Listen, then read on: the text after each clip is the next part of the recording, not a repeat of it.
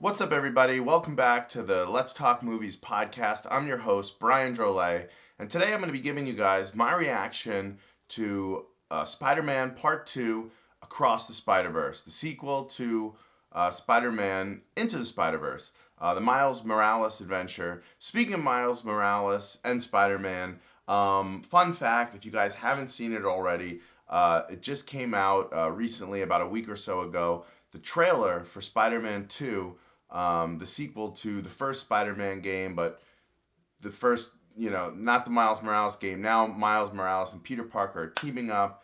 Peter's been bitten by a symbiote. You can check that out online on YouTube. That video game looks super exciting. But that's not what I'm here for today. Today I'm going to talk about my review, my reaction to Spider-Man 2 Across the Spider-Verse. Last time we went into the Spider-Verse. This time, Miles Morales and friends go across the Spider-Verse. Now, I'm going to start off with a spoiler-free reaction.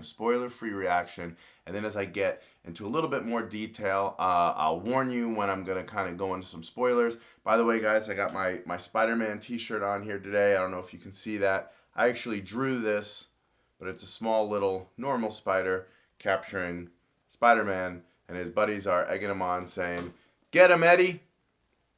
Okay, enough of these tangents. Now, let's get into it. First, spoiler free.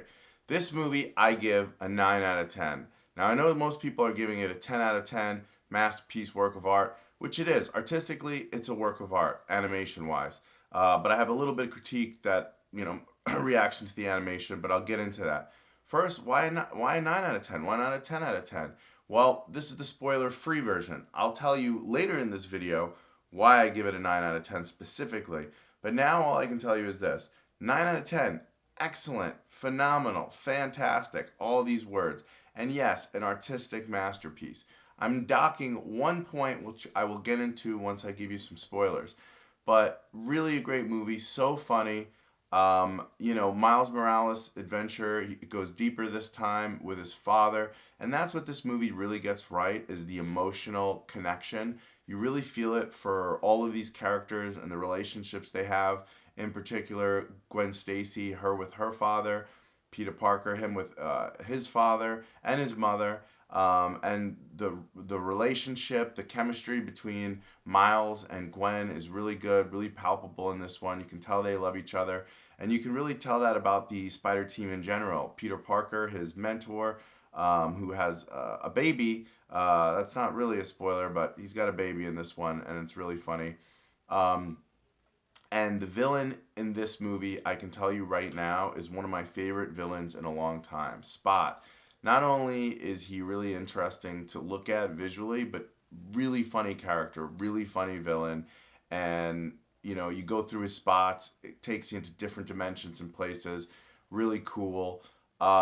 Without giving anything away, I can tell you this movie builds upon what we loved about the first movie and takes it to another level. There's, I don't know, hundreds, if not thousands of versions of Spider-Men, women, things, animals, but there's a lot of Spidey action going on in this one. The film does a really good job of, again, making you emotionally connected and care to where you really want to see Miles and everybody figure it out and kind of save who they want to save. Again, don't want to give too much away, but I highly recommend this. There's tons of Easter eggs. There is no bonus credit scenes, so don't waste your time waiting to the end, unless you want to watch the art at the end credits, which is really nice. But I definitely say go see this movie if you like Spider-Man. If you love Spider-Man, definitely go see this movie.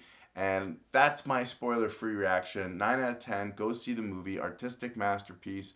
And now I'm going to get into spoilers, okay? So if you haven't seen the movie, turn this video off now. But if you have seen this movie, here are some of my deeper criticisms and why I gave it a 9 out of 10 and not a 10 out of 10. My first biggest criticism, the ending. I feel like I was upset when it ended. I'm not going to lie. I wanted to see him go save his father. You had me all primed up. And I know you might be saying, but Brian, that's the cliffhanger. That's to get you to see part 3. Hey, give me a conclusion on part 2 and then give me a bonus scene or something that is a big cliffhanger and makes me want to see 3.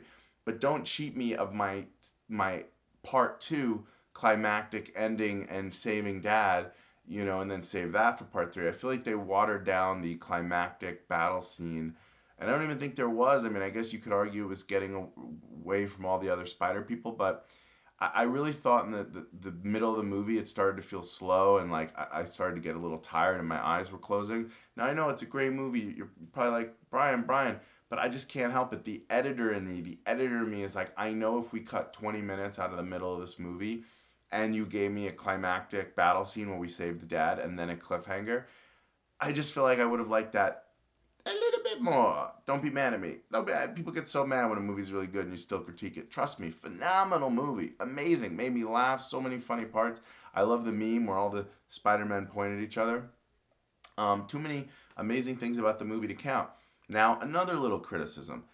I feel like the animation was just maybe a hair too quick and ADD. Like, I loved it on some level, so I hate to even do this criticism. Like, that was part of the charm, I suppose. But come on, I couldn't be the only one who felt like there was a lot coming at you on screen constantly every second. And yes, that's part of what makes it awesome. But also, I don't know. I went back and watched part 1 actually today. And I feel like it was a hint more, less ADD, more focused or clean looking. I feel like for part 2, they just went like even more nuts. And I don't know, the animation felt a little ADD, frantic, like just so quick, almost like, whoa, it was a lot. But having said that, still loved it, still amazing, still phenomenal. But hey, just a small little critique. Oh, also, love, since we're getting spoilers away now, loved when the Spot character popped into the Korean, the Asian woman's deli in, I'm not sure of her Asian ethnicity, but the Asian woman's deli store from Venom. Really great. And there's a rumor going around that these movies are going to turn into live action. They're going to go in that dimension, and then we're going to get a series of live action Miles Morales movies. So that would be super cool. But really cool Easter egg there. Also love the idea of playing with, they want him to let his dad die, and he's like, heck no, no way, I'm sorry, I'm not. And he basically says, I get to write my story. I get to choose my destiny. You guys don't get to box me into this spider cult. And so really good conflict for the character. Really love that. Really not loving the ending and animation being a little frenetic. Other than that, though, I really don't have a criticism. I love the scene where they're upside down, hanging from the building and looking at the skyline upside down. Really cool. Miles, you got to make a move there. Got to give her a kiss, little Spidey kiss, And it was funny, when I watched the second one, I kept thinking to myself, why doesn't he just tell his dad he's Spider-Man? Why doesn't he just tell his dad he's Spider-Man? And that was kind of annoying me all movie long. But like I said, guys, today, day after seeing that movie, I went and rewatched the original, and it's pretty clear that the dad hates Spider-Man and is, blaming him for everything and hating on him. So it reminded me, okay, this is why he didn't want to tell his dad is Spider-Man. So it made me like part 2 even more. But really, what can you say enough about this movie? Animation-wise, stylistically, it's its own thing. It's mixes, I believe I heard, over 300 types of animation. So super impressive. 9 out of 10, guys. Like I said, maybe you could go 9.5, because I really hate to be picky when a movie is this good and be like, I deduct a point for. So we'll go 9.3. 9.3. Come on, don't kill me, people. Just because, give me a climactic ending. I wanted to see him go save Dad. But other than that, phenomenal, work of art, beautiful, gorgeous, artistic. Loved all the different spider people, the cowboy Spider-Man, the T-Rex, and then the funny villain, the bird flying villain, who's like out of a Leonardo da Vinci book. Just such a creative movie. Unbelievable what they can do nowadays with animation. Guys, what are you waiting for? Go see Spider-Man Part 2 or Spider-Man Across the Spider-Verse. Check it out and let me know what you think in the comments section. Take care.